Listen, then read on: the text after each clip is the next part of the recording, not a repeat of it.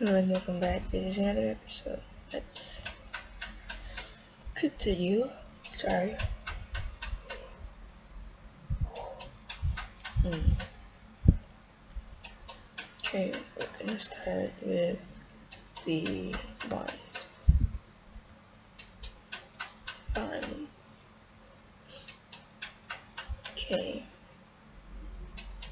So atoms that combine with one another are called chemical bonding. And chemical bond, as seen or as stated here, is defined as a force of attraction between atoms that hold them together in a substance. During bond formation, there is some force which holds the atoms together. And yes, as I said in the previous episode, the octet rule is the attaining of 8 electron configuration in the outermost shell, either by sharing, by losing, or by gaining electrons. The chemical bond only symbolizes that noble gas electronic configuration should be attained by atoms when they combine or react.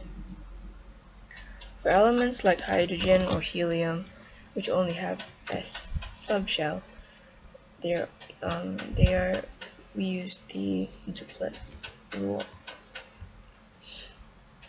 Um, and yes, chemical bonds play a significant role in understanding the formation of chemical bond between atoms. Okay, and there are also ways that an atom can accommodate 8 electrons in its valence shell, and there are 3 ways. The first way that an atom can accommodate 8 electrons in its valence shell is by giving valence shell electrons if they are less than 3 to other electrons. Number 2 is by gaining electrons from other atoms if the valence shell has 5 or more electrons in it. Number 3 is by sharing valence electrons with other atoms. Every atom has a natural tendency to have 2 or 8 electrons in its valence shell. Atoms having less than 2 or 8 electrons in their valence shells are unstable. Okay, and we're gonna just continue more with chemical bonds.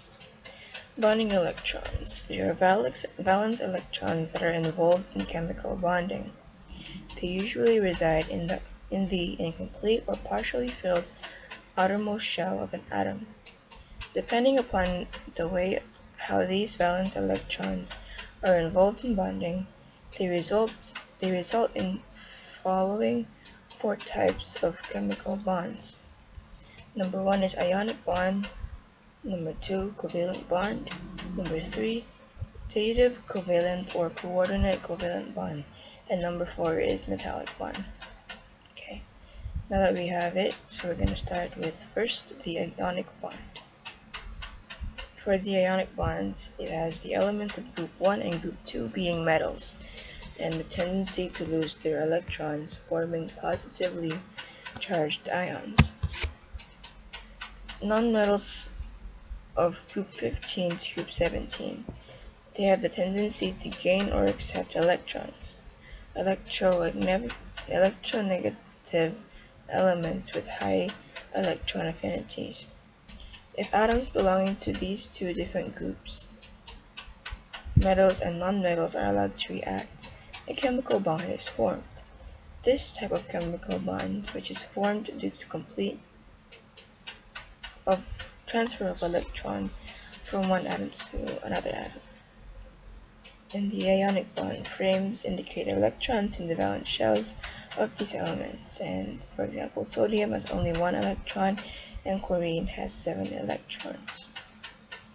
And sodium being electropositive negative element that has a tendency to lose electron, and chlorine being an electronegative element that has a tendency to gain an electrons, and to form positive and negative ions by losing and gaining electrons respectively, and to attain electronic configuration to the nearest noble gases. So we're going to continue more types in the next episode.